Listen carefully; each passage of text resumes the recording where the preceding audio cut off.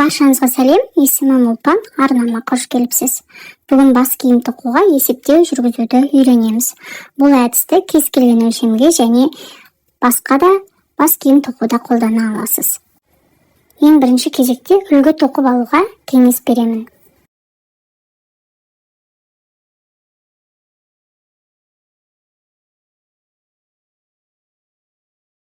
Бізге екі өлшем қажет болады. Бірінші кезекте бас айналымы. Бұл өлшемді басты айналдыра өлшеп аламыз. Менде 52 сантиметр. Келесі өлшем бас киім тереңдігі.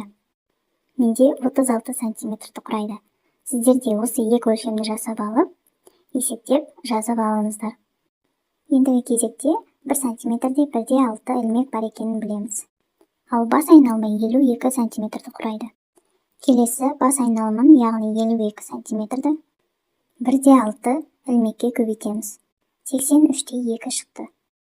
Енді қалдықсыз 84 ілмекке айналдырып аламын. Енді 84-тен 15% алып тастаймын. 71,4 болады. Мен оны 72 ілмекке айналдырып аламын. Одан кейін айналдыра тоқуға алып келу үшін 1 ілмек қосамыз. Мен барлығы 73 ілмек теріп аламын.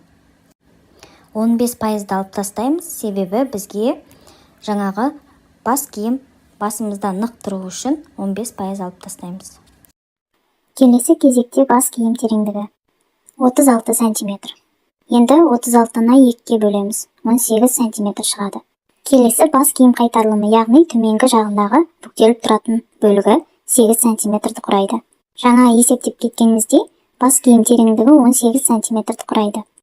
Осы бас тереңдігіне шапка қайтарылымы қосамыз, яғни 8 сантиметрді. 26 сантиметр шығады. Яғни бас киім төбесін қысқартқанға дейін біз барлығы 26 сантиметр тоқимыз.